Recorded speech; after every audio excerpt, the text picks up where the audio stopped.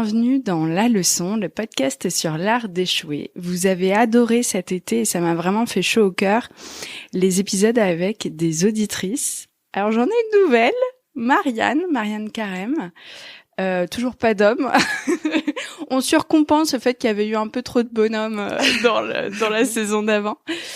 Tu es créatrice de robes de mariée. Et t'es venue avec un échec de fou, et en plus original, tu vois. Oui. Ouais. oui, effectivement. Ça fait très cercle de paroles. Bonjour, Marianne. Ouais, ça fait un gros échec, c'est-à-dire que j'ai foiré ma première robe de mariée. Et ta première robe de mariée, et elle a pleuré. Oui, ouais. Elle a pleuré, effectivement. Elle était hyper déçue. Voilà, on va rembobiner. Voilà. Et puis tu vas tout m'expliquer parce que c'est un film en fait ce que t'es en train de me raconter. Oui. On dirait un peu le film, tu sais, Mes meilleurs amis là, tu vois, où la meilleure amie elle essaye de tout faire pour faire bien et puis en fait ça fonctionne pas. Oui, c'est ça. C'est ça. Alors comment je te l'explique, je t'en parle au début. Déjà, est-ce que t'as toujours voulu être créatrice de robes de mariée? Comment ça s'est fait? En fait, moi j'ai un parcours un peu atypique. Je suis partie très jeune de chez mes parents et du coup il a fallu que je survive très rapidement. Donc j'ai fait 2 années de médecine comme beaucoup infructueuses. C'était un peu chaud. Après écoute, en fait il a fallu que je travaille pour payer mon loyer, à manger, etc. Et j'ai pris le premier job qui est arrivé et voilà, c'était un job de commercial. Franchement je me suis éclatée, ça marchait super bien, j'étais dans les top vendeurs, machin. Génial, ça a dû te donner confiance en toi aussi. Ouais, c'est pas mal, tu vois. Et puis en plus j'ai rencontré mon mari. Ah ouais, c'est pas mal, ouais. J'ai eu de la chance, à 22 ans, tu vois. Donc voilà, c'était une bonne expérience, mais moi j'ai toujours été quelqu'un de créatif et je mourais à petit feu dans cette vie qui me correspondait pas, quoi. Ouais, je comprends. Et puis au bout de 5 ans, j'étais au top, je gagnais super bien ma vie et tout. Franchement, à 25 ans, je gagnais vraiment super bien ma vie pour une jeune, quoi. Du coup, j'étais déjà lancée depuis mes 18 ans. Donc, t'avais rencontré ton futur mari. Voilà, d'ailleurs on n'est pas mariés, mais bon, ça c'est ton futur compagnon de vie. Voilà. Et puis ma dernière année de boulot dans cette boîte, je tombe sur une chef horrible, une personne vraiment inhumaine, très psychorigide, tu vois, qui me réprimande si je mets le téléphone là à la place de là. Oh la vache. Qui m'empêche d'évoluer, qui veut pas que je prenne des responsabilités alors que j'en avais tout à fait l'étoffe. Et un jour, tu vois, je me suis dit en fait, j'en peux plus, je vais la coller au mur, tu vois. Je suis sortie de mes gonds et je me suis dit non, mais là faut que j'y aille parce que tu vois, c'est pas possible, c'est trop. Et dans ma boîte, pour partir de ma boîte, il fallait absolument, quand tu voulais demander une rupture, tu vois, pour avoir le chômage. Je me rappelle. Avoir un projet, voilà. Plus, je vais mourir. Et donc, du coup, je me suis dit, qu'est-ce que je fais chez moi? Je faisais beaucoup de couture, tu vois. Je rentrais chez moi le soir, je faisais de la couture. Déjà, ok. Ouais. Bon, vas-y, je vais dire que je vais faire une école de mode pour créer une marque de vêtements. Tu vois, je me suis dit ça va passer. La meuf YOLO. Tout de suite, on est sur la marque de vêtements. Voilà. Ouais, je me suis dit, ça va passer et tout. Donc, je savais que la DAF, pour valider les ruptures, il lui fallait vraiment un truc concret. Donc, je commence à faire un dossier, je me renseigne dans une école, je passe un test, tu vois. Et mon dossier est validé. Et donc, cette école que je peux nommer, qui s'appelle Format Mode, a toute une partie de ses élèves qui sont des demandeurs d'emploi. C'est chouette parce qu'en plus, tu arrives dans une classe où la plupart des gens te ressemblent, ont un parcours similaire. Totalement. Parce que tu vas arriver et être avec des gens de 18 ans alors que toi, tu as déjà une première vie pro, c'est rude. C'est rude et puis on n'est pas sur les mêmes étapes de vie. Ouais, clairement. Ouais, j'ai trouvé ma voie et tu vois quand j'étais encore à l'école, du coup, c'était les débuts d'Insta, tu vois, c'est les débuts. C'est là où ça commençait à bien marcher entre particuliers, tu sais. Ouais. Et j'ai créé mon petit compte Insta, je retrouvais des copines d'enfance, on échange, on discute, machin. Et j'ai une copine du coup que je connais depuis mes 3 ans. OK. T'en parles pas au passé, donc ça va. Non, on est toujours en contact et c'est une personne que je porte vraiment dans mon cœur, Aurélie, si tu m'entends. C'est vraiment une personne que je porte dans mon cœur, tu vois. Et donc du coup, on discute ensemble et elle me dit tu fais de la couture, mais c'est génial ce que tu fais. J'étais pas encore au niveau que je suis là, c'est normal. Bien sûr. Pas non plus très ouf, quoi, tu vois, on va dire ça. Et c'était les balbutiements de ta marque, quoi. Ouais, c'était ça. Et donc j'étais à l'école et elle me dit ma petite sœur elle se marie et tout, tu veux pas lui faire sa robe? Oh, la pression. Et moi, je dis, et en même temps, dans un autre cercle de potes, pareil, dans 2 autres cercles. Pauline, nous allons mourir ensemble. Alors, je pense pas que vous puissiez entendre, mais je vais vous raconter ce qui vient de se passer. Tout à l'heure, quand j'ai donné un verre d'eau à Marianne, il y a eu un premier avion. On était dans ma cuisine, donc qui est loin de mes fenêtres, ok ? Un avion de chasse est passé et le bruit était tellement fort qu'il a couvert nos paroles. On s'est regardé en mode qu'est-ce qui vient de se passer ? Et là, à l'instant, il y en a un deuxième. Donc je pense qu'il y a un test. Tout va bien. Ça y est, je peux déstresser. Mais les gars, vraiment, c'était hyper flippant. Et c'était en mode, ok, nous sommes en guerre. Voilà. En plus, moi, c'était vraiment du chiquet. J'étais à Marianne, t'inquiète, c'est en entraînement, alors que je ne sais absolument rien. Tout va bien. Donc, on te propose une deuxième robe. Donc, on me propose une deuxième robe et dans un autre cercle encore, une troisième. Ouah, putain. Ouais. C'est le karma. Ouais, de ouf. Donc, je me lance sur ces 3 projets. Et la première à sortir, c'est la robe, du coup, longue, de cette jeune femme. Donc, de la petite sœur de ton amie. De mon amie. Donc, je me dis, bon, bah, top et tout, on se lance. Donc, première robe de mariée. Si tu veux, moi, j'ai pas verrouillé la base. C'est-à-dire, bon, une fois que t'as défini un modèle, t'as dessiné un modèle, etc., on s'est mis sur un petit budget parce que au début c'était ta première. Voilà. Donc je l'avais pas vendu trop cher. Bon bref. Et tu vois, on valide des matières, on valide des trucs, mais si tu veux, j'ai pas tout verrouillé. Tu vois. C'est-à-dire que comme j'avais pas de collection, tu vois, j'ai fait valider un petit bout de ça, un petit bout de ça, un petit bout de dentelle. C'était en pièces détachées en fait. Et ouais. Donc, elle a acheté sa voiture en découvrant le volant. Voilà, la couleur. C'est ça. Et ça, c'est un exercice hyper difficile. Okay. Tu vois, aujourd'hui, je suis des meufs sur Instagram qui font ça. C'est hyper difficile. Parce qu'en fait, tu vends quelque chose qui n'existe pas. Ça veut dire que la personne doit te donner son entière confiance. En l'occurrence, la personne me donne sa confiance. Mon amie, qui est sa grande sœur, me donne sa confiance. Et sa maman, qui était ma prof d'éco au lycée, que je connais, que j'aime beaucoup, tu vois, c'est une personne que je respecte beaucoup, tu vois, me donne sa confiance et me regarde avec un regard, tu vois, elle a un regard très perçant, l'air de dire, fais pas de conneries, quoi. Ouais, donc elle te donne sa confiance, mais elle est quand même là, fais pas de conneries. Bah, c'est sa maman, mais c'est une gentille personne, tu vois, je sais que voilà, mais quand même, oui, mais tu vois. Pression supplémentaire, pression. Quoi. Les mamans, c'est trop la pression, quoi. Donc, ok, donc si tu veux, ça se passe bien. Elle avait 2 robes, une courte, une longue, tu vois, on commence les 2 en même temps. Et la longue, on commence par une toile, tu vois. Alors, qu'est-ce que c'est une toile ? Alors, une toile, c'est une ébauche de la robe. En coton, je crois, non ? Ouais, c'est ça. Okay. Ouais. Donc, on fait une toile, c'est-à-dire que, si tu veux, on fait la robe dans un faux tissu. Voilà, le haut était un peu en coton et le bas, j'avais mis un truc pas cher, tu vois, un voile pas cher, mais qui avait le même tombé que le bas de... Ok, donc c'est un brouillon qui te montre à peu près comment ça va fitter sur toi, mais tu n'utilises pas les matériaux nobles. Ok. D'où tu vois, c'est ça le j'apprends. C'est ça le petit point de détail. Ah ouais, d'accord. Donc, quand tu fais une toile, en fait, l'idée c'est que tu dessines le patron de la robe à plat, tu le fais essayer à la future mariée, tu fais des retouches sur elle, tu lui montres, tu vois, la profondeur du décolleté, la longueur des manches, le dos comment ça tombe, tu fais des petites pinces mortes, donc des pinces mortes, tu vois, c'est on enlève des petits excédents de tissu, tu vois, tu fites le truc pour le rendre vraiment nickel, et après tu prends ça et tu fais la robe. Et elle le vit comment sur le coup ? Est-ce qu'elle est excitée ? Tu la vois comment ? Bah, en fait, comme on avait déjà un peu plus avancé sur la robe civile qui était juste canon, donc définitivement, les robes courtes, c'est un truc. J'adore ça. Okay. Tu vois, j'adore ça.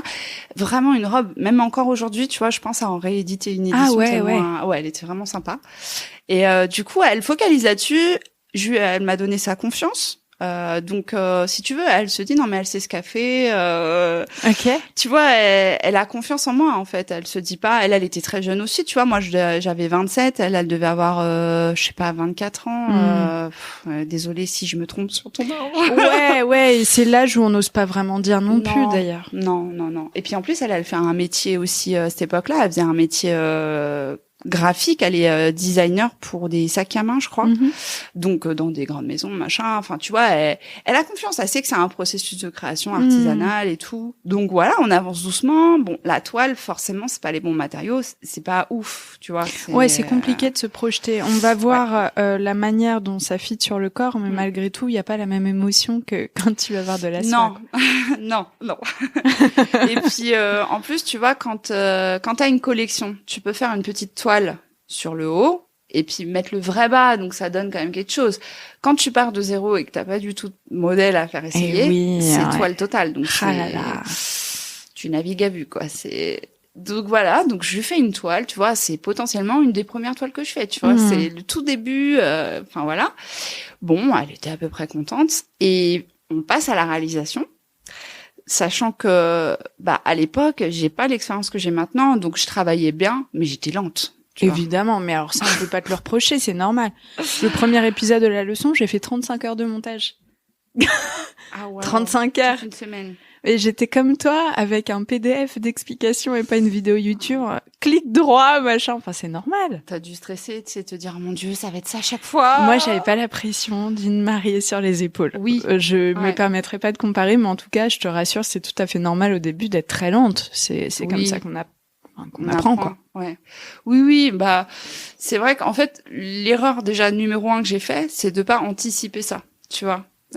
À l'école, ma prof, elle m'avait dit, Marianne, pour être professionnelle, enfin pour être vraiment niveau d'excellence dans ce métier, il faut 10 ans. Je lui dis OK, moi je me donne 2 ans, tu vois.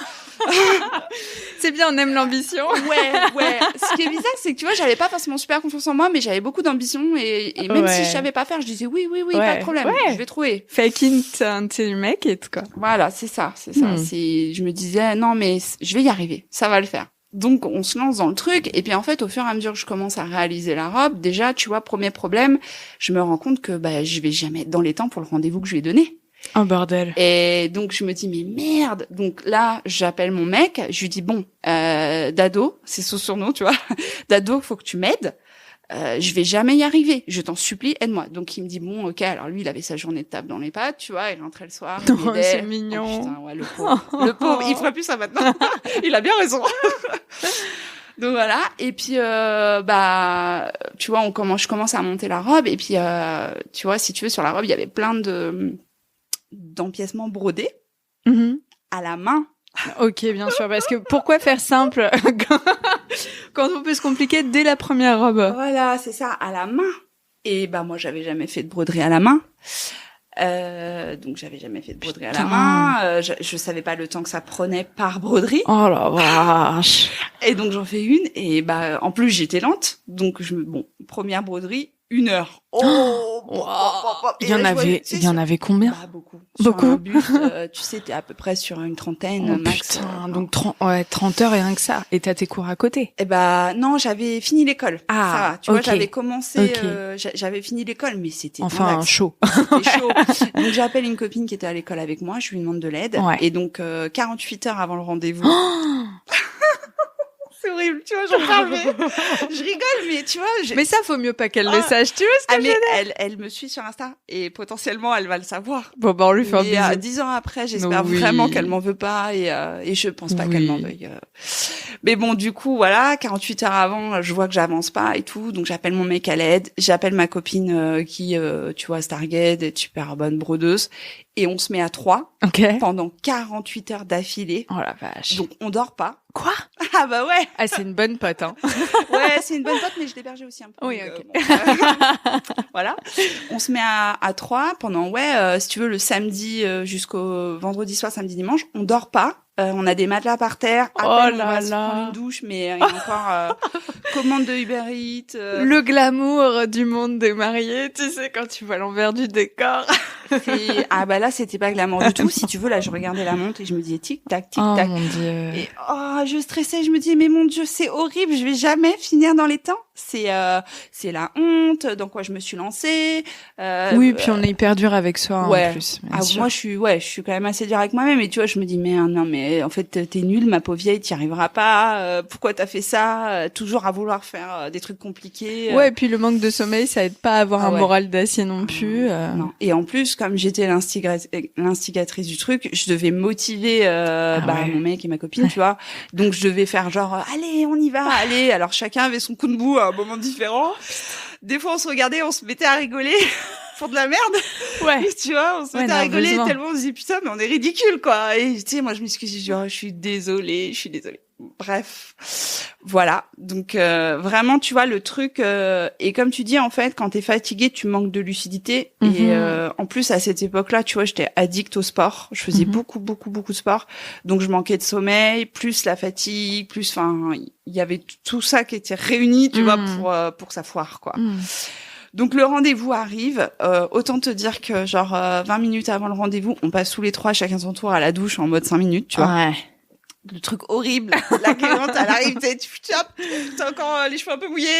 T'as les cernes aux genoux. T'as les cernes, t'as la fatigue, t'as tes jambes qui tremblent, t'as faim, t'as envie de faire pipi, parce que t'as même pas pris le temps d'aller faire pipi, enfin, tout, quoi. Et donc, du coup, elle arrive, et j'entends, tu vois, j'habitais au 4e, j'entends qu'il y a beaucoup de pas dans l'escalier. Oh putain. Et je dis à ma pote, tu peux aller voir, s'il te plaît? Donc elle ouvre la porte, elle me dit, oh putain, elles sont nombreuses.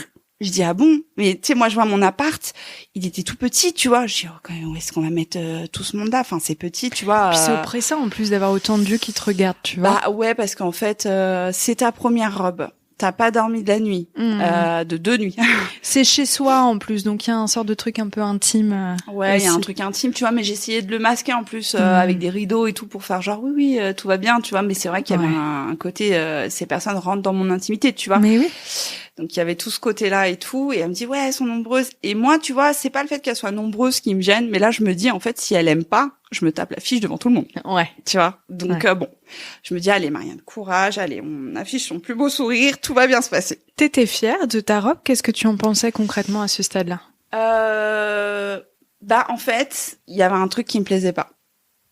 Voilà, très honnêtement, autant que sur sa robe civile, j'étais à fond confiance en moi et tout, autant que là, il y avait un truc qui me plaisait pas.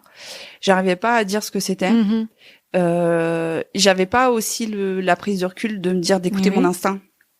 Tu vois, de me dire non mais en fait si ça te plaît pas, c'est qu'il y a un truc qui va pas. Ouais, je comprends. Tu vois, je me dis non mais c'est bon, c'est ce qu'elle a voulu, tu vois, j'essayais de me rassurer et tout, mais j'étais pas confiante à 2000%. Okay. Tu vois, et j'arrivais pas, tu vois, je me disais non mais on a fait du beau travail et tout, mais j'arrivais pas à savoir, il y avait un truc. Il y avait un truc. Il y avait un truc. Donc si tu veux, tu vois, il y avait toute cette pression là sur mes épaules, surtout avec la fatigue, et donc là, elles arrivent. Première personne, deuxième personne, troisième personne. J'ai pas compté exactement, je pense qu'elles étaient à peu près une dizaine. Donc t'imagines, ça fait beaucoup. Dans une pièce, on va dire de 18 mètres carrés. Non, ça fait beaucoup. C'est énorme. C'est énorme. Je vois des filles arriver avec un sac, avec du champagne et des coupes en plastique. Waouh. Il était tôt en plus, hein. Il était tôt, il devait être 11h30. Bon, je jugerai jamais pour le champagne. Non, c'est pas ça, mais non, je crois qu'il était 10h ou... Ah ouais. Non, mais peut-être je me trompe. Bon, enfin, bref. Il me semble qu'il était tôt, tu vois, que genre le soleil s'était levé et qu'il était genre 10h, 10h30, un truc comme ça. Bon, bref. Elles arrivent avec le champagne et tout. Et tu sais, ça me colle la pression supplémentaire. Je me dis, waouh, putain, ils ont ramené le champagne. Donc, ça veut dire qu'il faut que ça lui plaise. Mais j'avais conscience de tout ça, tu vois. Ouais. Plus le fiasco approchait, je sentais que ça allait être une catastrophe. Et ses copines, tu vois, quand elles voient la robe, parce que je l'avais mise sur un mannequin, en plein milieu de la pièce. Et ben ouais. Tu vois, t'essayes de vendre ton truc, quoi. De ouf. Tu dis, tu lui fais plaisir, tu fais une scénographie et tout, tu vois. On avait tout bien rangé, nettoyé, tout nickel. Tu vois, limite une petite bougie, un truc comme ça. C'était nickel. Et donc sa mère arrive, elle dit rien, sa sœur arrive, elle dit rien. Et en dernier, la mariée, elle arrive en dernier. Elle voit sa robe. Bon, déjà, elle a monté 4 escaliers. Et c'était vraiment t'es en sueur. Méga rude. Ouais. Bah c'était genre 3,50 m de hauteur sous plafond. Donc elle avait un peu chaud, tout ça. Elle était un peu rouge, tu vois. Donc elle voit sa robe. je vois qu'elle est un peu rouge, mais je capte pas. Elle tourne autour de sa robe et d'un coup, elle devient très très rouge, tu vois. Et là, je la vois qu'elle se met à pleurer. Mais genre, elle pleure. Et je me dis, merde, c'est de l'émotion, c'est quoi tu vois, j'étais pas bien, quoi. Je me dis, merde, qu'est-ce qui lui arrive Et là, je vois qu'elle pleure, mais genre de tristesse, parce que... Putain, oh ma pauvre. C'est un des pires moments... c'est cauchemardesque. Ah, c'est un des pires moments de taf de toute ma vie. Oh ouais, non, c'est horrible. C'est horrible parce qu'en plus... Enfin, je me le permets parce que j'ai vu tes robes, elles sont absolument sublimes, vraiment. C'est gentil. Non, vraiment, Marianne Carême, si vous cherchez à vous marier, elles sont belles, elles sont modernes, bref, j'aime beaucoup. Mais putain, le cauchemar, tu sais, c'est un peu comme de rêver qu'on arrive tout nu et qu'on doit passer devant l'estrade. On se dit, mais ça n'arrivera jamais. Mais c'est un cauchemar et tout. Et ma pauvre, t'as réalisé ton cauchemar. J'ai réalisé mon cauchemar. Oh, putain. J'ai vraiment réalisé mon pire cauchemar, c'est-à-dire que je suis arrivée, et elle s'est mise à pleurer parce que, en fait, elle trouvait que sa robe, elle était pas jolie. Oh la vache. Ah ouais, c'est dur. Oh Ouais, mon c'est pauvre. dur. Quand tu vois que t'as eu un parcours difficile, même de vie, quoi. Je veux dire, tu changes de métier, tu prends un peu confiance en toi, cran. Tu vois, t'y vas et tout, et que ton premier rendu, il est catastrophique. Oh, mon Dieu, tu sais, tu te remets en question, quoi. Tu te dis, déjà là, tout de suite, au moment où elle se met à pleurer et que tout le monde comprend qu'elle est dégoûtée de sa robe, quoi. La meuf, elle cache le champagne. Déjà, le champagne, il est pas sorti, hein. Il est resté dans le sac. Et puis, tu regardes tout le monde là comme ça, tu regardes cette maman, leur maman que tu connais depuis que t'es toute petite, ta copine et tout. Et enfin là, t'as envie de mourir, quoi. T'as envie de disparaître dans tes chaussures, tu vois. Et qu'est-ce qui se dit? Quels sont les premiers échanges après donc les gens, j'imagine, la réconfortent. Ouais. Qu'est-ce qu'on lui dit, tu vois? Les gens la réconfortent et elle avait un bon groupe, tu vois, de personnes gentilles et bienveillantes. Et du coup, tout le monde vient la réconforter, lui dire mais non, elle est belle ta robe, mais et puis à un moment donné, tu vois, donc il y a un espèce de moment de flou et je me dis non mais c'est toi en fait, c'est ta marque, c'est toi, c'est ton nom qui est sur cette robe. Reprends le lead, reprends-toi. Donc là, je vois que mon mec et ma pote, ils commencent à se barrer en douce dans la cuisine. Tu vois, ils commencent à se bloquer. Et je me dis, à un moment donné, t'as eu les couilles de le faire. Et maintenant, tu vas jusqu'au bout. Donc là, j'ai repris le lead, j'ai soufflé, j'ai essayé de pas trop montrer mes émotions parce que de base, j'aime pas forcément trop montrer mes émotions, tu vois, montrer quand ça m'attriste, quand c'est vraiment, on va dire... Oui, puis c'est aussi une manière de reprendre le lead, comme tu dis. Ouais. Pour te faire confiance, il faut aussi à un moment que toi, tu mettes ces émotions-là de côté et que tu tiennes droit, quoi. Ouais, donc tu vois, je me suis mis face à elle, je lui ai dit, écoute Adeline, tu vois, déjà juste une petite caresse dans le dos, un truc gentil. Je lui ai dit, ne t'inquiète pas. La couture, alors celle-là, je l'ai ressortie 100 fois. La couture, c'est comme des Lego, c'est comme un puzzle. Tu peux tout défaire et tout refaire. Il y a quelque chose qui ne te plaît pas, on va refaire. Et en fait, juste ça, je pense que après on en a discuté et tout. C'est tellement apaisant ce que tu viens de dire. T'as eu vraiment les mots justes. Écoute, tu vois, je me suis dit voilà, je vais lui expliquer que c'est pas grave. Et que on va refaire, qu'on n'est pas, elle se marie pas demain, que s'il faut, je travaillerai d'arrache-pied, que je vais pas la laisser en galère, que moi j'étais débutante aussi, tu vois, que en fait, l'erreur que j'ai faite, c'est que je lui ai montré un petit échantillon de tissu, mais pas un grand pan. Donc elle a imaginé que c'était OK sur ce mood-là, mais forcément c'est très compliqué. Mais même moi, je veux dire, d'arriver à se projeter, tu vois, sur vraiment tout un bas de robe. C'est clair. C'est trop difficile, tu vois. Donc en fait, si tu veux, c'était mon erreur, mais c'était aussi une erreur de débutante finalement, bien sûr. Tu vois. Et donc du coup, bon, je la rassurais et tout. Donc tu vois, après, déjà. Voilà, elle a soufflé, elle a bu un verre d'eau. Je me souviens, tu vois, c'est des moments super marquants pour moi. Ouais. Et puis après, je lui ai dit bon, maintenant on va reprendre les choses de A à Z. On va regarder la robe du haut vers le bas, tu vois, puis tu vas me dire vraiment ce que t'aimes pas. Et finalement, on l'a essayé. Tu vois, tout le fitting lui plaisait, le mouvement, machin, mais c'était déjà bien. Elle voulait pas tout refaire, tu vois. C'était juste le bas de la robe, le tissu ne lui plaisait pas.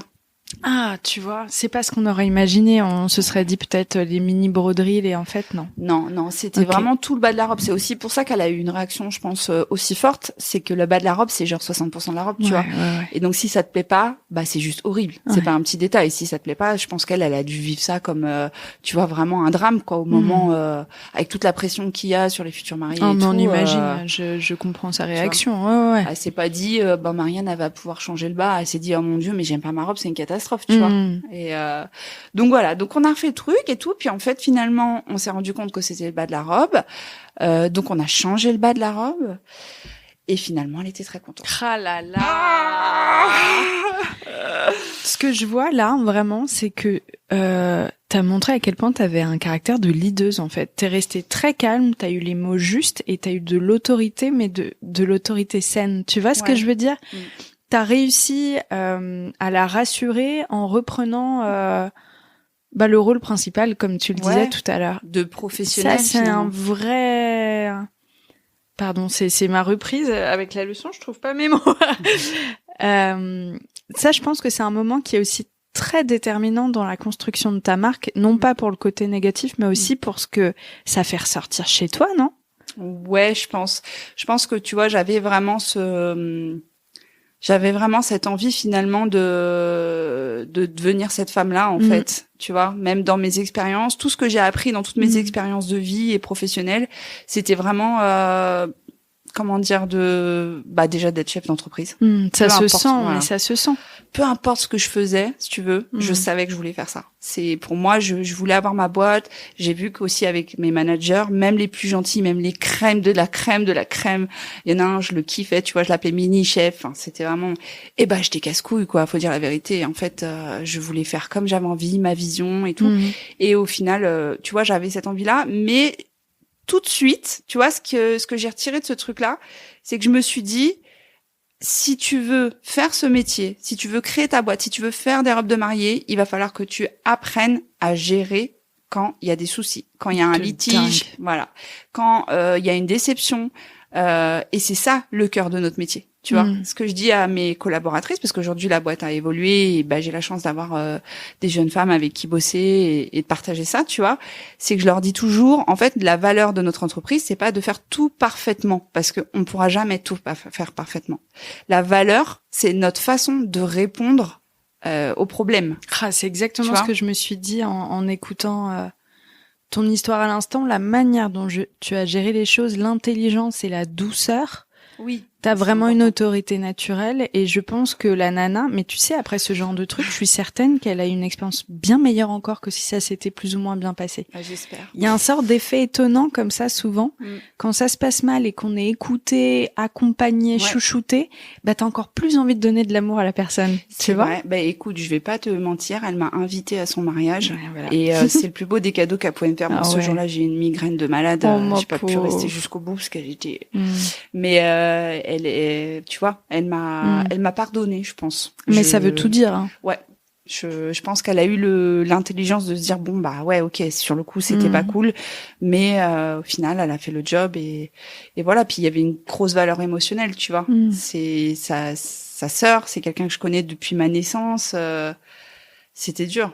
Et puis quel courage aussi de te dire ok, ça s'est pas passé comme je l'imaginais pour la première robe, mais c'est pas ça qui va faire que je vais arrêter tu vois. Ouais, en fait, c'était quand même pas tout à fait comme ça que ça s'est passé parce que si tu veux, quand t'as une claque comme ça, déjà une fois qu'elles sont toutes parties, la porte a claqué, qu'elles ont descendu l'escalier parce qu'on entendait tout.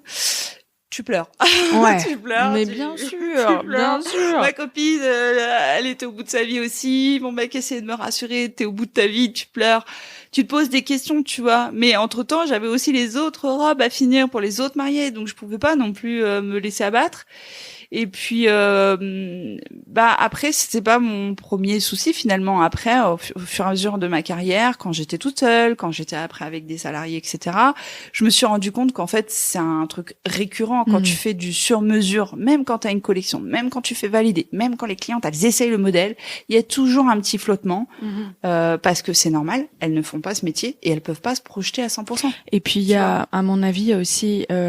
une valeur émotionnelle qui est tellement décuplée. Tu me fais essayer un costume, bon, tout n'est pas parfait, fine. Moi, j'ai pas envie de m'emmerder dans la vie. Je vais laisser couler, tu vois. Là, c'est la putain de robe de ta vie. T'es censé te marier une fois, Inch'Allah. Inch'Allah. Bon, alors, je suis désolée de casser ton truc, mais il y a 50% des mariages. Oui, mais toi, ça fait ton business. Ouais, c'est vrai que moi, j'ai beaucoup aussi de deuxième mariage. Tu vois, mais comme ça, tu fais les 2 robes de mariée de leur vie. Mais oui, il y a ce truc-là. Et si tu veux, tu vois, avec les années, je pense qu'on a fait à peu près, je sais pas, 600 robes. Enfin, on en a vu beaucoup des futurs mariés. Tu te rends compte qu'en fait, la robe de mariée, c'est pas genre que le kiff de porter cette robe-là. C'est la mariée qui a sur ses épaules la pression de tout son entourage. C'est clair. Sa mère, sa belle famille, son mari, le pauvre, il passe toujours en dernier. Enfin, ils sont jamais chiants, les mecs, hein. C'est très très rare. Hein. Par contre, qu'est-ce que va dire ma mère? Qu'est-ce que va dire ma grand-mère? Et ma belle famille, les manches. Les manches. Est-ce que c'est trop sexy? Pas assez sexy? Qu'est-ce qu'on va dire de moi? Et toutes les femmes sont dans ce stress-là, tu vois. Donc forcément, toi, en fait, tu les accompagnes dans ce moment, tu les entoures d'amour, de douceur, tu vois. Mais il y a toujours un moment donné où s'il y a un truc où elle se sent un peu grosse, où elle se sent pas mise en valeur, où elle a l'impression que ça cache trop sa poitrine, etc. Bah en fait, il faut arriver à mettre des petits pansements partout et puis trouver des solutions pour qu'elle se sente vraiment au top, quoi. Tu vois. Ouais, c'est la gestion de problèmes autant que la création d'une robe. Totalement. Quoi. C'est toute la part de notre boulot. Toute la partie rendez-vous, c'est que du psychologique. Mais alors, qu'est-ce qui a fait qu'après, donc c'est ta première réalisation et c'est un échec sur le coup, qui se termine bien, Oui. Mais et quand même. Moi, j'insiste dessus. T'as un cran de malade, t'as du courage de te dire, j'ai quand même envie de continuer à faire ça, tu vois. Tu pourrais te dire, il y en a plein qui auraient abandonné en disant, ok, c'est pas pour moi, je vais faire des abris de jardin ou je sais pas quoi. Pourquoi pas? J'aime beaucoup le bois. Deuxième formation payée par Pôle emploi. C'est très bien. Écoute, dans le Larzac. Hein. Ouais, vraiment loin de la première mariée. Je comprends l'intention. Qu'est-ce qui t'a donné la force, le courage de te remettre à pieds joints dedans? Il y a plein de facteurs. Je pense que si tu veux, après ça, j'ai dû finir un peu de robe que j'avais commencé, etc. Il y a eu une période de flottement, tu vois. Il y a eu une période de flottement où je savais pas si je voulais vraiment faire que des robes de mariée ou des pièces sur mesure ou une marque, une collection. Tu vois, au début, je voulais faire un peu du workwear. Il y a eu du flottement, mais à la naissance de ma première fille, elle était toute petite. Je l'ai gardée jusqu'à ses 8-9 mois. Bon, personnellement, je me suis rendu compte que mère au foyer, c'était pas mon truc. Et tu vois, j'ai retrouvé l'envie. Tout ça s'est fait en quelques années, parce que tu vois, ma première robe, j'avais 27 ans et ma première fille, j'avais 29. Donc tu vois, il y a eu un peu un flottement. Et puis après, à la naissance de ma première fille, je me suis dit mais maintenant, faut y aller, quoi. Tu vois, maintenant, tu peux plus te permettre de naviguer à vue, de pas savoir de quoi demain est fait. T'as un enfant, elle compte sur toi, tu dois être un exemple et tu dois y aller. Donc, qu'est-ce que tu veux faire, tu vois? Et je me suis bousculée un peu comme ça et je me suis dit, allez, on y va à fond, on crée un logo, on crée un site. Et là, après, j'ai pu réfléchir et puis c'est parti très vite, quoi. Ouais, c'est fou comme parfois, il faut aussi mettre son cerveau de côté et foncer parce que sinon, on est trop pleine de trouille, de trouille. Après, si tu veux, il y a un truc qui m'est resté. Je déteste la broderie à la main. Ah ouais. Ton mec aussi, d'ailleurs. Ah ouais, non, mais lui, tu sais, le pauvre, j'ai fait coudre des petits boutons avec des perles dessus. Oh là, c'est, mais, en plus, avec du recul, je me dis, mais pourquoi? Parce que, je veux dire, la mode, ça manquait pas à la mode, ce petit bouton avec des perles, c'est moche. Mais... Ah ouais, je lui ai fait faire des trucs incroyables. Mais ouais, non, il est très bon en coupe de tissu. Et il sait très très bien coudre aussi, d'ailleurs. Bah, c'est le souci, du coup, parce que après, t'es là, tu veux le reprendre. Oh, c'est énorme. Mais si tu veux, je pense que, tu vois, j'ai vite compris que l'échec allait faire partie de ma vie d'entrepreneur. J'ai un exemple d'entrepreneur dans ma famille, mon grand-père, qui est multi-entrepreneur, qui a ouvert des boîtes, fait faillite, ouvert des boîtes, fait faillite, ouvert des boîtes, fait faillite. Il est arrivé à un âge de sa vie, il était très aisé, tu vois. Et pour moi, il a réussi. Et je me suis dit, ok, bah en fait, quand t'es entrepreneur, bah ça fait partie du game, d'avoir des creux, des moments de doute, des échecs, et puis de remonter la pente, etc., etc. Et aujourd'hui, tu vois, quand je regarde ça, je le regarde avec beaucoup d'affection sur la personne que j'étais il y a 10 ans. Mais je me dis encore aujourd'hui, bah comme je suis en développement de ma boîte, bah j'ai encore des moments de doute, des moments où je me foire, où je recommence, où j'essaye, et j'ai juste la sensation que bah c'est exactement ce qu'il faut faire pour c'est clair, pour y arriver, même si c'est dur. C'est hyper dur, et en plus de ça, toi tu te dis bon bah l'échec c'est fait, tu vois. Ah ouais. Bah, on en a eu quelques-uns depuis aussi, très récemment, un avis négatif sur Google. Ah, on les adore, les avis négatifs. Horrible. Et bah, tu sais quoi, j'ai mobilisé ma communauté et ils ont mis 60 avis positifs pour noyer. Donc, c'est pas grave. Tu vois, on trouve des solutions. Ouais, voilà. Qu'est-ce que tu retires de cette expérience-là? J'ai l'impression que tu as plutôt de la tendresse pour la Marianne que tu étais. Ouais, je me dis que je veux plus perdre de temps à manquer de confiance en moi, et avoir confiance en soi, c'est aussi accepter de se planter et de se taper la honte, mais que c'est pas grave en fait. Et je pense que voilà, c'est vraiment le truc que je retire. Tu vois, aujourd'hui, je suis en train de développer et je me dis bah voilà, je vais prendre des risques. J'en prends déjà au quotidien, et des risques mesurés, mais j'ai pas envie de pas avoir confiance en moi et de m'arrêter. Tu vois, sur un échec. J'ai eu des échecs, j'en ai eu des gros. Celui-là, c'est vraiment un gros échec. J'en ai eu des gros. J'ai toujours rebondi. Donc, il faut y aller. Et je pense que c'est même un conseil, tu vois, que je donnerais peut-être aux gens qui écoutent ce podcast. Quand tu lances ta boîte au début, bah en fait tu lances avec 3 francs 6 sous, avec peu de connaissances. Oui, tu sais pas ce que tu fais, parlons concrètement. Tu fais. Oui. C'est tu pipotes quoi, t'inventes, tu navigues à vue quoi. Tu sais pas comment t'organiser, comment y arriver, etc. Mais c'est en faisant qu'on apprend, tu vois. Et il faut accepter, surtout nous les femmes, de se tromper, de recommencer, des fois même de fermer sa boîte, d'en ouvrir une autre, il faut accepter et de se dire bah ouais, tu peux choisir un métier, te planter mais vraiment royalement dans ce métier, mais ça veut pas dire que c'est la fin de ta carrière, c'est la fin si tu décides que c'est la fin. Si tu décides que c'est une force et que tu rebondis, eh ben c'est OK. Ah, t'es indestructible après ça. Je sais pas si je suis indestructible, mais bon, c'est vrai que dans ma tête, je suis une warrior. Ah oui, c'est déjà vraiment plus que bien. Bah écoute, merci beaucoup, c'était hyper intéressant. On va terminer sur ces belles paroles, je sais pas quoi rajouter.